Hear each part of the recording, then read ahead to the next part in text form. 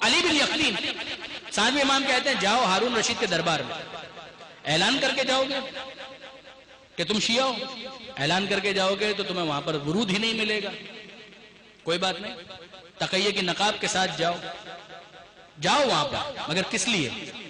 بہت important message ہے آج ان تمام دوستوں کے لیے اور افراد کے لیے کہ جو کسی بھی طریقے سے سوسائٹی کے اندر انفلوئنس کرنے کا حوصلہ رکھتے ہیں، گنجائش ان کے پاس موجود ہے، کسی بھی منصب پر وہ فائز ہے، چاہے وہ بیوروکریسی میں ہے، چاہے کسی اور جگہ پر ہے، توجہ کی۔ ساتھ وہ امام کہتے ہیں جاؤ وہاں پر، جاؤ دربار کے اندر جاؤ، مگر کیوں جاؤ؟ بڑی گاڑی حاصل کرنے کے لیے، بہت بڑی تنخواہ لینے کے لیے، بہت زیادہ مراعات لینے کے لیے؟ حلال سے مل جاتی ہے، ہمیں اعتراض نہیں ہے، مگر جانے کا مقصد یہ نہیں ہونا چاہیے، جانے کا ٹارگٹ آبجیکٹو یہ نہیں ہونا چاہیے۔ تو پھر جاؤ کس لیے؟ کہ جاؤ اس لیے کہ جا کر وہاں پر ہم یہ نہیں کہتے کہ غیروں پر ظلم کرو، اپنوں پر ہونے والے مظالم کو جس حد تک کم کر سکتے ہو کم کرو۔ امام کی نصیحت اور ہدایت کا خلاصہ یہی ہے، ہم نہیں کہتے غیروں پر ظلم کرو ورنہ تو تم میں اور ان میں کیا فرق ہو جائے گا، ہم ظلم کا پیغام نہیں دیتے، کسی پر ظلم مت کرو، کسی غیر پر ظلم مت کرو، مگر جو اپنے ہیں ان پر ہونے والے مظالم اس کو جتنا کم کر سکتے ہو کم کرو۔ اگر تم یہ کرنے میں کامیاب ہو گئے تو یہ وہاں پر کام کرنے کا کفارہ ہوگا، اسے پروردگار عالم عبادت کے طور پر قبول کر لے گا۔ اور میں زیادہ تفصیل میں نہیں جاتا، وہ واقعہ یقیناً آپ نے سنا ہوگا کہ علی بن یقین ایک موقع پر ذرا سی لغزش کر دی، ممکن تھا ایک مومن آیا اور ملاقات سے انکار کر دیا، تو ساتویں امام پھر ایک مرتبہ، اب کاظم نہیں ہے، اب کاظم نہیں ہے، علی بن یقین ملنے کے لیے آئے مدینہ منورہ میں اور امام نے ملنے سے انکار کر دیا، میرے پاس تمہارے لیے وقت نہیں ہے۔ ارے مولا، میں آپ کا ماننے والا، آپ کا چاہنے والا، آپ پر جان نچھاور کرنے والا ساتویں امام، آپ کے پاس میرے لیے وقت نہیں ہے، یقیناً مجھ سے کوئی کوتاہی ہوئی ہے۔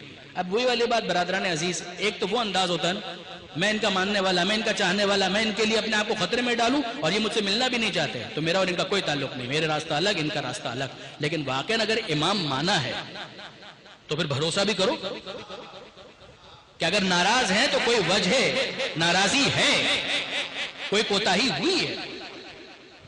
اگر اس کوتاہی کی طرف توجہ نہیں ہے تو امام ہی سے پوچھو کہ مولا مجھ سے کیا کوتاہی ہے، مجھ سے کیا غلطی ہوگی۔ اب یہ شخص آ کر، علی بن یقین آ کر امام سے اصرار کرتے ہیں کہ مولا تھوڑی دیر کے لیے مجھ سے ملنے، مجھے یہی بتا دیں کہ میں نے کیا غلطی کر دی۔ اور اب ساتویں امام کہتے ہیں اگر تمہارے پاس اس مومن کے لیے وقت نہیں ہے تو میرے پاس تمہارے لیے کوئی وقت نہیں ہے۔ کیا وہ مومن کوئی ناجائز بات کہہ رہا تھا؟ اب یہ سارے assumptions ہیں، کیا وہ مومن کوئی ناجائز بات کہہ رہا تھا؟ کیا کوئی انڈیو فیور مانگ رہا تھا یا نہیں؟ وہ بیچارہ ایک ڈیو فیور جو اس کو ملنا چاہیے تھا، جو اس کا حق تھا، وہ مانگ رہا تھا، تمہیں بھیجا ہی اس لیے تھا۔ اگر تم وہاں پر ہوتے ہوئے یہ کام نہیں کر سکتے پھر تمہارے ہونے کا فائدہ کیا ہے؟ پھر تمہارے ہونے کا فائدہ کیا ہے؟ اگر کوئی انڈیو فیور مانگ رہا ہوتا، اگر کسی اور پر ظلم کرنے کا کہہ رہا ہوتا تو ہم خود اس کی مذمت کرتے ہیں۔ کہا مولا اب میں کیا کروں، مجھے اتنی اجازت دیجئے کہ میں اس کے پاس جاؤں اور جا کر اس سے معافی مانگ کر آؤں۔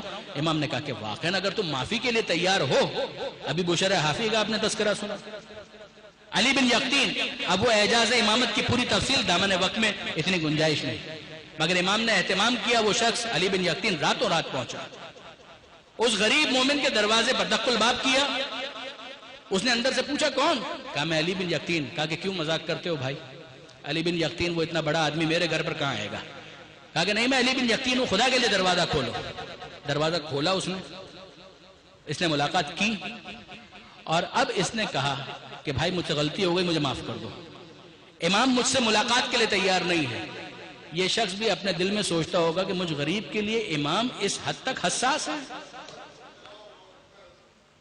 مجھ غریب کے لیے امام اس حد تک سینسٹیو ہے کہ علی بن یقین کو اس طرح سے ناراضگی کا سامنا کرنا پڑا۔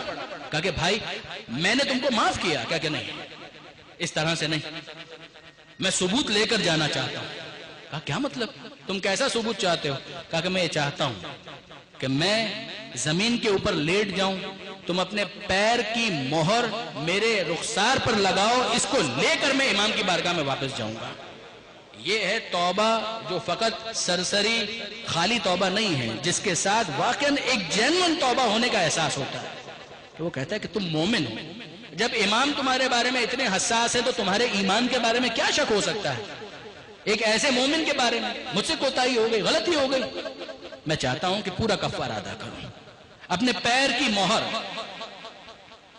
اپنے تلووں کی مہر میرے رخسار پر لگاؤ.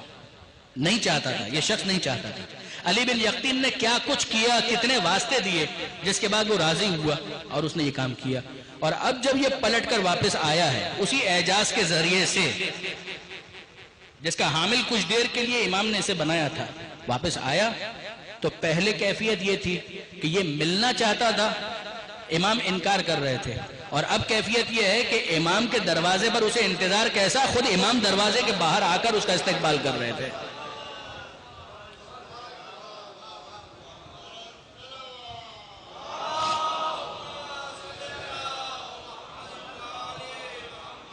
اے علی بن یقطین، کیا کہنے تمہارے؟ واقعاً تم مومن ہو. اگر تمہیں مومن کا احترام کرنا آتا ہے تو پھر تمہارا احترام، تمہاری محبت ہمارے دل میں ہے، ہم تمہیں نظر انداز نہیں کر سکتے. ساتویں امام کے خاص الخاص اصحاب میں علی بن یقطین کا شمار ہوتا ہے، سچے چاہنے والوں میں. واقعاً مومن ایسا ہونا